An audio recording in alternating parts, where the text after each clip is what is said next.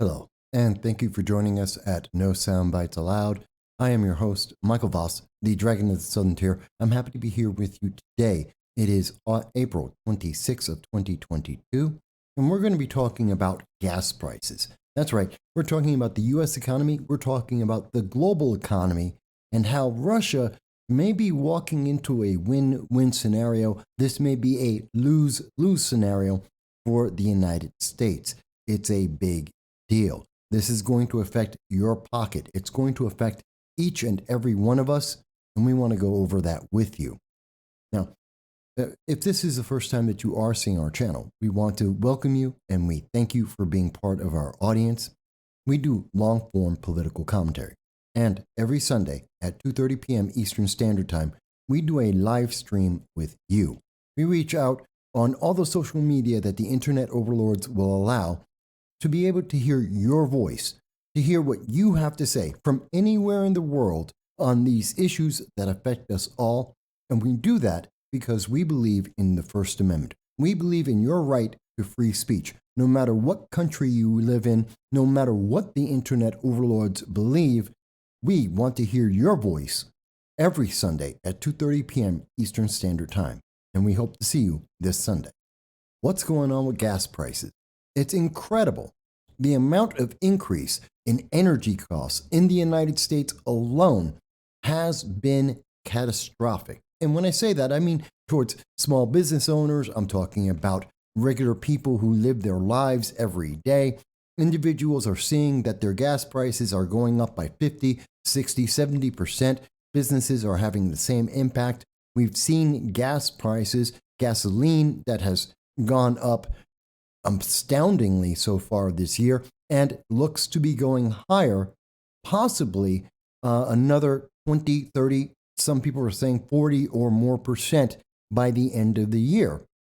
And we're going to see this throughout the entire summer, and especially when we get into winter, when we're going to see crops in the fall being collected at shorter amounts, smaller amounts of crops because of the food shortage, because of fertilizer. But also energy costs are going to go up, especially in the fall. And we're talking to you about it today because we don't think most of the media is really paying attention to this. And as the United States go, as it goes higher in cost here in the United States, we are seeing that same effect across the rest of the world. And this is coming partially from Russia, but also from the economic policies of the Biden-Harris administration, as we have discussed previously. Let's get into some of the details here. And don't worry, there's not going to be a lot of math. We're just going to go over the details. Now, to really understand this, we need to go back to 2020. And in particular, we're looking at USA Today. They came out with an article that the pandemic political fights raise questions. Could the dollar lose its global status? Now, at the end of the day, this is really the biggest question. It's not gas prices. It's not necessarily inflation. It's really looking at what is going to happen to the dollar, because this is a side effect of what is happening with Russia right now in its war with the Ukraine, and the efforts of Western nations, especially the United States, in trying to fight Russia. We are essentially in an economic war instead of a physical war. And this is going to have an impact on the US and the rest of the globe, especially if we see the dollar suddenly stop being the global currency of the world. That is the worst case scenario, and it is becoming more and more of a reality. Now, in August of 2020, they were looking at the fact that because of the pandemic, the world had gone into a recession. And we had seen the crisis had a devastating impact on the US economy, which continues to this day. One of the big things to consider about this has been, and there are many things, but looking at the trade deficit. A persistent weakening of the dollar eventually could lead to the loss of its reserve status, but that would take years, one of the analysts had said. If it happens, demand for treasuries would plunge, interest rates would rise, both the federal government and the American consumers and business.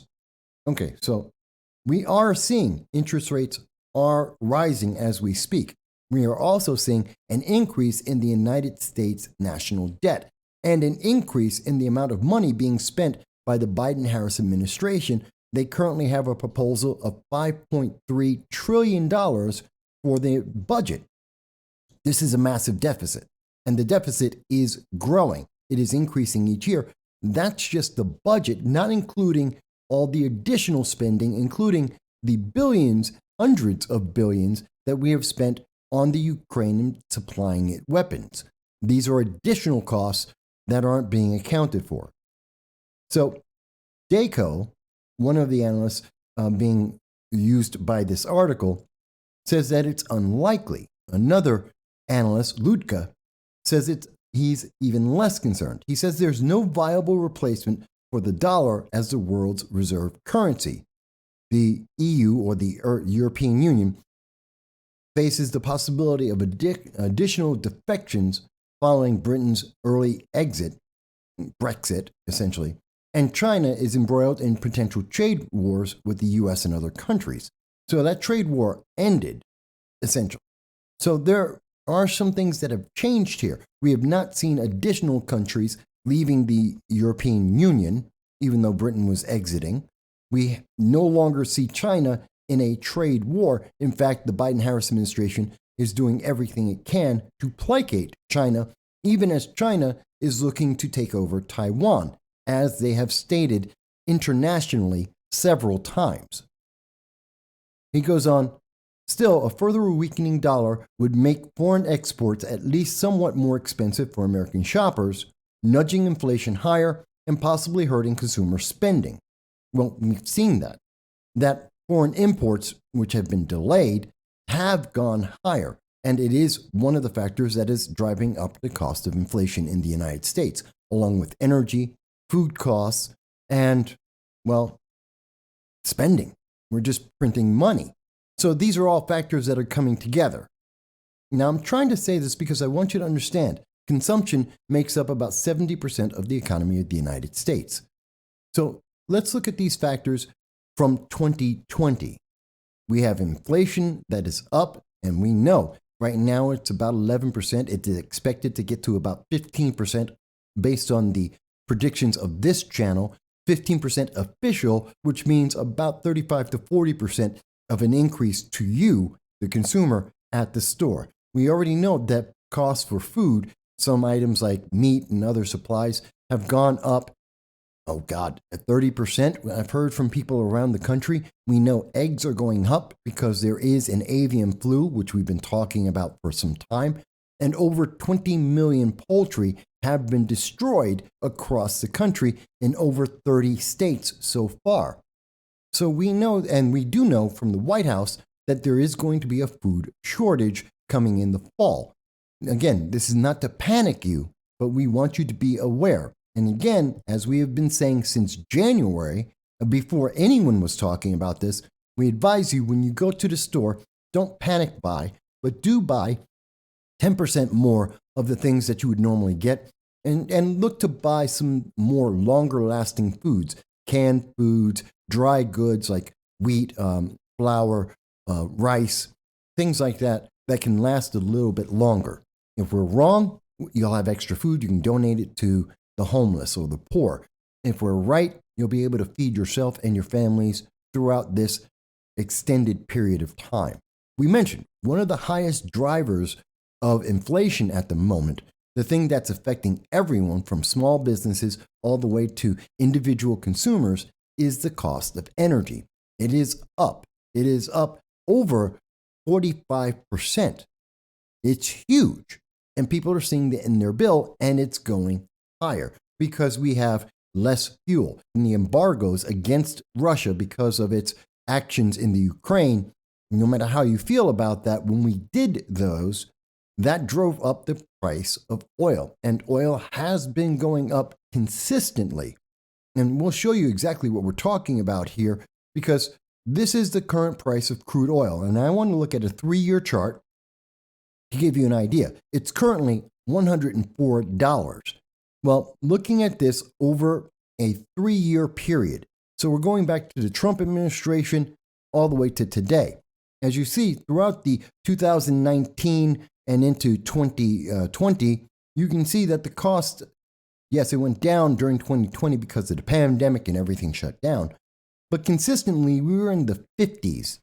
The cost of crude oil was about $50 a barrel, 55. And we saw that once we got out of 2020, out of the pandemic, going into the election, it was running around $40. The economy was still suffering because of all the lockdowns. But then once we got into January of 2021, we returned to the $50 range. And that's when Joe Biden took over. And once Joe Biden took over and shut down the XL pipeline, which was one of the first moves, besides cutting the permits, and I want to be very clear about this, because Joe Biden has said, oh, there's 9,000 permits. He's letting people develop more land. He's giving more permits out.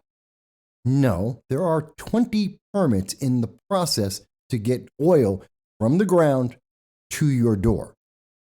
And Joe Biden has increased some of the permits to explore for more oil, but he didn't increase the permit to get a road from here or from the oil field where they're testing, and maybe let's say they find an oil deposit. You got to get a road from there to us. He hasn't given permits on that. And he didn't give permits on the pipes, the pipelines you would need from the oil rig to the refinery so that we could actually process that crude oil. He didn't increase that. And that's a big factor. So it sounds really good when you hear, well, we gave out more permits, but you didn't give out more permits for roads. You didn't give out more permits for the pipelines. Therefore, you didn't actually improve anything, which means the United States remains about 18 months to 2 years away from being able to return to being a net exporting nation for oil and natural gas. It means that we have to rely on international oil and gas. That's a problem. And like I said, we see that problem relating back when we look at the charts, because from Joe Biden taking over, we see that the price of oil has done nothing but steadily increase, double the price than we were back in 2019 when we had a very strong economy. And we have a very weak economy now. This is part of the reason why it costs so much. Not everyone wants to go through that with you. And again, I'm not trying to give you a lot of numbers, but I'm trying to show you visually and to make it clear to you how extreme the problem is. Now, I know a lot of people say, well, Mike, don't worry. We're going to get rid of oil and we're going to go into solar, wind. We're going to go into renewable energy. Well, that's really not functional. It's not really an answer. I'll give you an example why. Looking at solar, this is from YSG Solar, and you can look at many different reports. This is from March of 2020, and you'll be able to see the consensus is it takes approximately 2 years to be able to build a solar plant that would be able to take care of a city, not a town, but a city. It's 3 months per 2 megawatts. So that gives you an idea. So for us to be able to put together a solar plant for some of the larger cities, you're looking at least 18 months to 2 years. About the same amount of time it would take to make America energy independent on gas and oil is the same amount of time it would take to build each and every solar plant. And mind you, that if we're trying to transition away from natural gas and oil, that's building these solar plants in every city across America, assuming that they have the land that is available to be able to do that. Not even talking about the grid, not talking about batteries, just building the solar power plant, which is unreliable. We would need massive amounts of land for every single city, and town across America. And that would take each and every one of them approximately 2 years or more to be able to build these solar plants. One, it's too expensive, and two, it's not realistic. We're not going to be able to do that in time. Some people say, well, Mike, the most consistent and most reliable cost of energy in the world, and the one that's the cheapest with the least byproducts, the least greenhouse gas emissions, the least impact to the economy is nuclear. That is a fact. It may be disliked by the far left. Democrats may be against this, but the reality is nuclear is the most consistent, safest, and most ecologically least damaging power source that we could possibly have. But when we look at that, there is a very, very large upfront cost in terms of building a nuclear power plant. Now, the good news is once you build it, your cost drops dramatically. And over time, you get back all of your initial cost plus more because you have a consistent and low cost of energy. As you can see in the chart here, and this is coming from the World Nuclear Association. But the problem is it takes 5 years. On average, it takes about 5 years for a nuclear power plant to be built, about 2 years for a coal or gas-powered one. So consistently, we are looking at a time frame over and over again that is somewhere between 2 years and 5 years. So, and this applies not just for the United States, this applies for the world. To be able to switch over to whether it's solar, wind, whether it's nuclear or gas, we are looking at a 2-year time frame where we at the least will be subjected to the pressures coming from Russia on the embargoes that have been put in place because of the war, on top of any other additional outcomes that may happen. This is an impact to the world. So we know for the next at least 2 years, no matter what strategy we use, the cost of energy is going higher. That is a fact. We know that there have been embargoes that have been put in place. This is to punish Russia. What that has done is reduced the amount of trade that is going on with the world with Russia. Although we are seeing, and even in terms of gas and natural gas and oil, there has been a reduction. Now, the reaction from Russia is no problem. The cost of oil and gas are going up because demand still has to be met. If Germany, the biggest economy in Europe, if they are not getting their natural gas or their oil from Russia, they still need it because at the very best, in 2 years, they still need to be able to provide energy, to get their people through the winters, to be able to have air conditioners in the summer, to be able to have buildings and factories run. They still need the energy today. And if it's not coming from Russia, it has to come from somewhere. And since everyone knows that, the cost is going higher. Russia, for its part, is saying, okay, the higher prices, they may sell less, but they'll sell it for more. And now they've taken on to another step, and they have decided to only receive payments in rubles. This is the dangerous part. So I want you to understand where we've come from and how that is impacting us. We know that this is dangerous and that people are considering to no longer use the US dollar.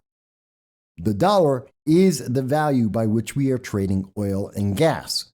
If we no longer use the dollar, that destabilizes the United States and it drives up inflation. It drives up the cost of everything that you buy from a business or a consumer level. Russia said they're only going to take payments in rubles. Since the world is cutting them off, they will get paid in rubles to support their economy and to weaken the United States. Every time some country pays them in rubles for their oil and gas, even if it's a lesser amount that they're able to buy, it is going to help the economy of Russia and hurt the economy of the United States and Europe, as well as the rest of the world. I'm trying to make this understandable for the average person, trying to boil this down into its simple terms. Now, Looking at April 5th of 2022, we saw coming from NPR that how the Russian ruble was rescued by what Russia is doing. And they mention in this that since the low point of March 7th, however, the Russian ruble has staged a dramatic recovery. At the time of this writing, it was trading at 84 to the dollar, which is right back to where it was at the beginning of the invasion. And this is no dead cat bounce. It's a sharp and sustained recovery that has made the ruble the world's top performing currency in March. Now that's important. Right now, the exchange rate is 72 to 1. 72 rubles to $1. 72 rubles, 38 kopecks. They don't have cents. It's called kopecks in Russian. So 72 rubles, 38 kopecks for $1. I want you to think about that. It was at 84. This has been a sustained increase in the value. Russia is improving its economy and it's doing better. Looking at news from the Associated Press, which came out today, April 28th, Russia cuts off the gas to 2 NATO nations in a bid to divide the West. Russia has gone out and they went to Poland and they went to Bulgaria and they said, if you want natural gas or oil, you must pay us in rubles, which would further improve the Russian economy. It would further hurt the United States. It would hurt Europe as well. And it would drive up inflation everywhere in the world except for Russia, which would be having an improved economy. So they cut the natural gas off from Poland and Bulgaria. Now, Poland doesn't like Russia, not for a long time. And they have made their efforts to try and separate. Now, they had a contract which was going to end later this year anyway. But Russia said, no, you have to make your payments now, and you have to make them now in rubles instead of dollars. They changed the deal. Poland said, screw it. No, they're not going to do it. They were trying to figure out some other way, and they have been trying to figure that out for years. There's been a couple years that they've been trying to find alternative places they can get oil and gas from, as well as building alternative sources of energy.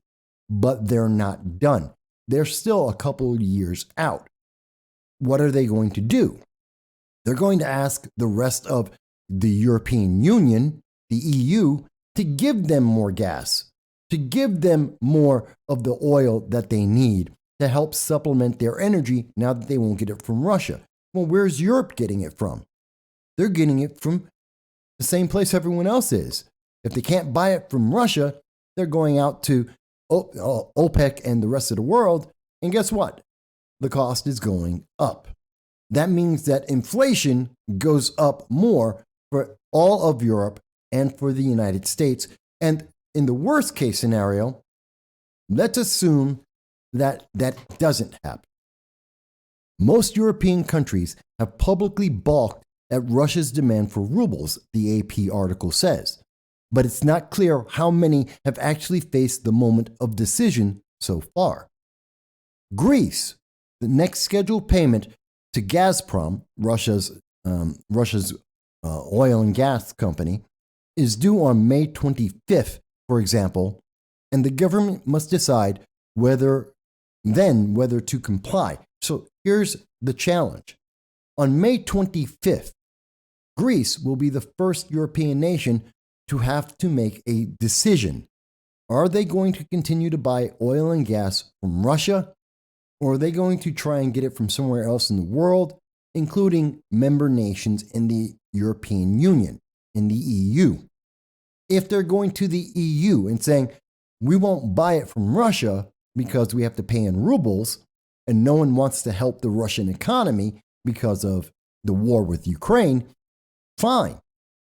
But where's the EU buying the gas? They have to buy it somewhere, and that drives the price up.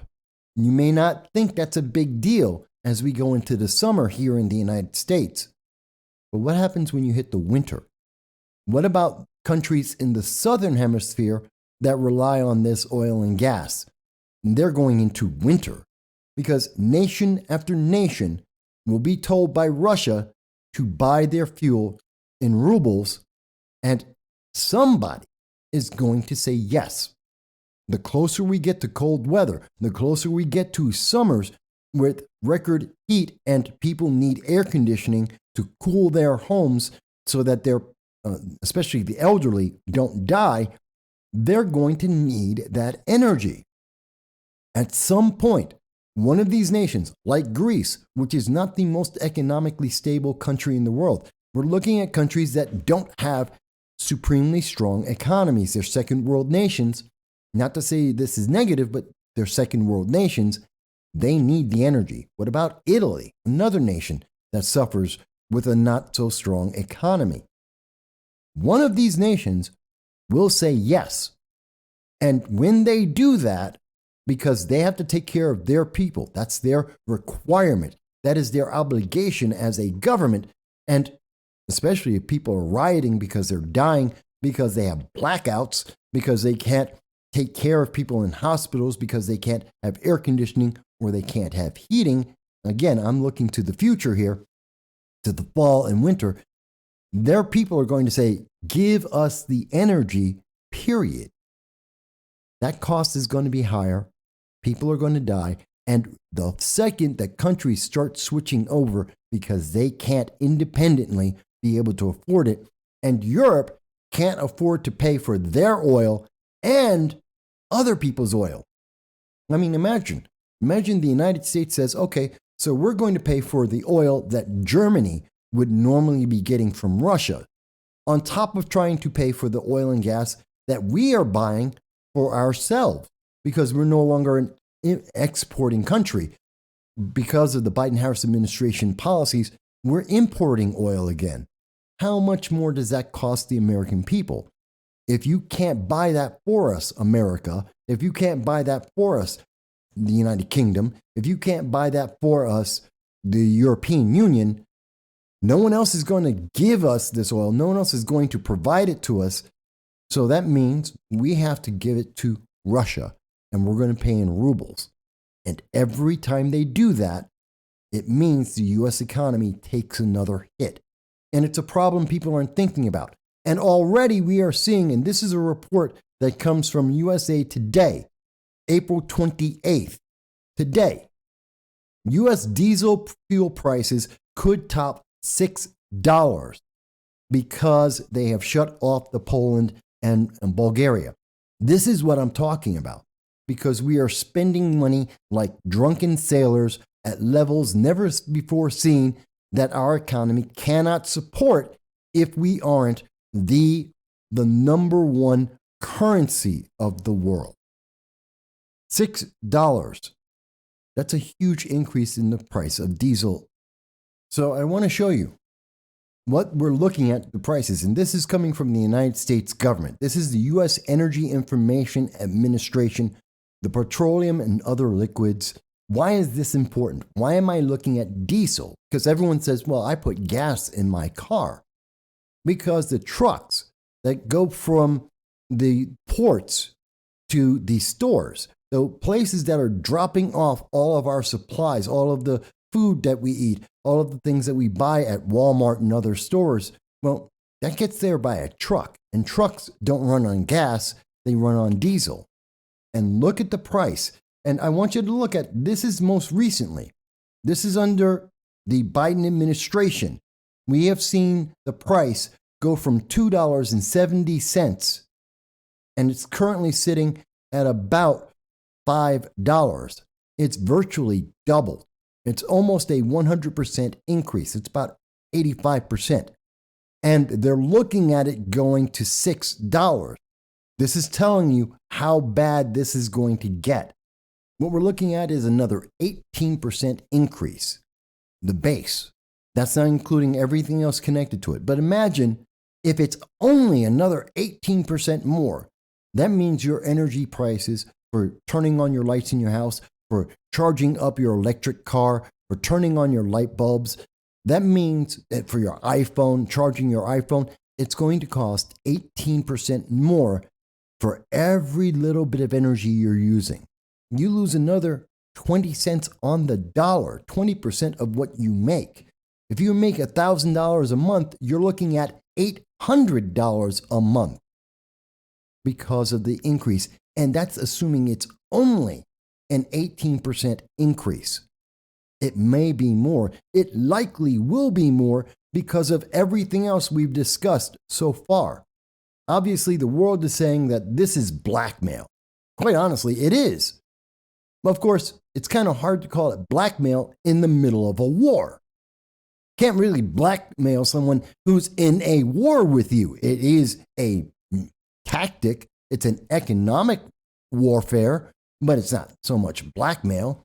But blackmail has a better sound to it. And it distracts from the idea that Europe and the United States is actively at war with Russia, which we are.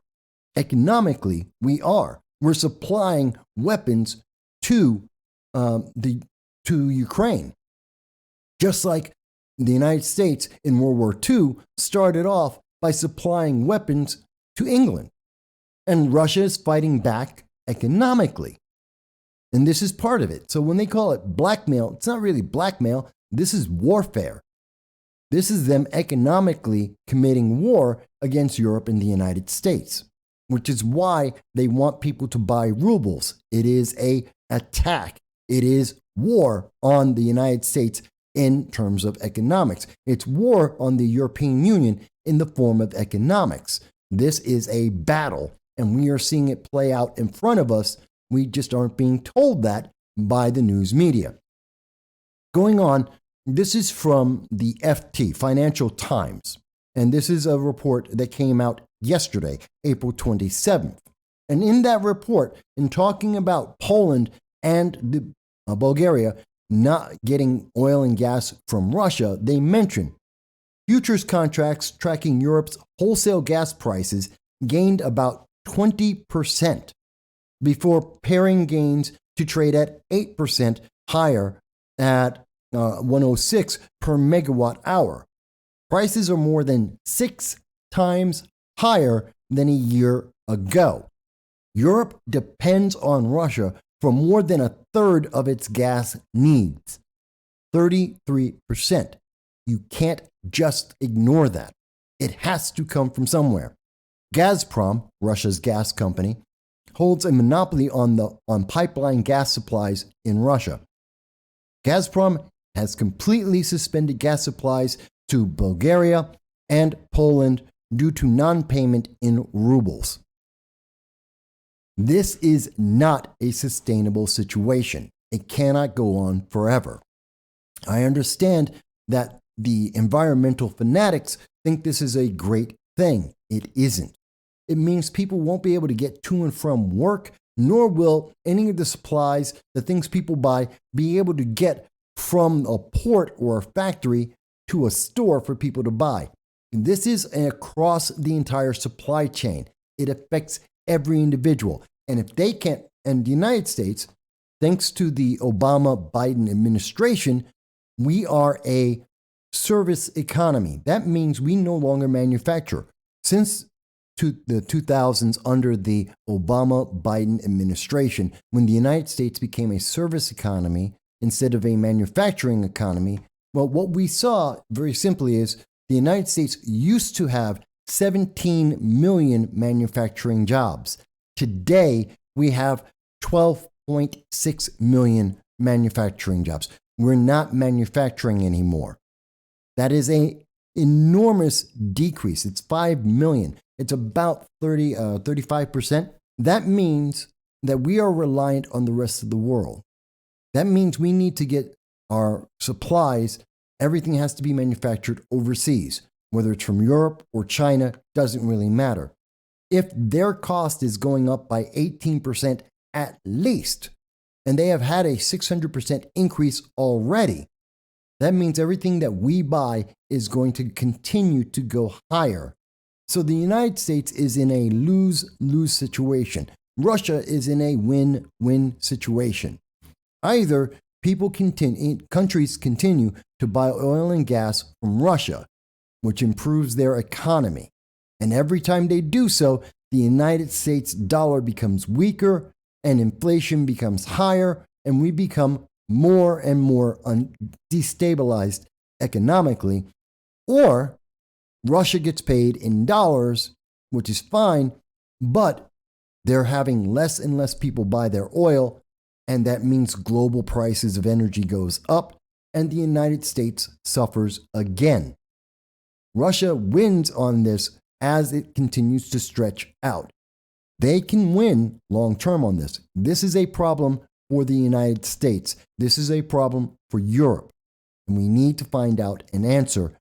But most importantly, you need to know this because at the end of the day, it means that the cost of food, the cost of energy to you is going to go higher. It means people's jobs are in danger. You need to be prepared. You need to take action to prepare yourself, to buy a little bit extra food. I say 10% every time that you go to the store, buying things that will last longer periods of time. You need to think about, I don't know whether it's solar panels or changing the things that you use to charge up. Maybe you don't want to charge up that iPhone every single day, all day long. Whatever it may take, you need to start taking those actions now because the cost is only going to get worse, and we need to prepare for an economy that's going to be going into a depression. Yes, we're calling it now a depression on this channel. That is our prediction. Not a recession, but most likely it is absolutely going to be stagflation, something that we last saw in the 1970s under the Carter administration, or an outright depression. It is that bad. The news media doesn't want to tell you because they think you will be panicked. I think my audience is smarter than that. You won't be panicked, you'll be prepared. And that's why we're telling you. Now, in looking at all of this, you may say, well, Mike, I see all the data. I see what you're talking about over time and from many parts of the world, but I disagree with the outcome. Fantastic. Tell me why. Let me know what you see in the data that is available and what you predict will happen. I want to discuss that with you, and I hope that you will join us this Sunday at 2:30 p.m. Eastern Standard Time as we will go over this with you and to talk with you about other factors that are happening across the world that are affecting us all, including some local things like my upcoming protest on May 3rd against SUNY Broome because of their racial justice deliberation, otherwise CRT, critical race theory. And I'll be talking more about that on Sunday and what the protest will look like.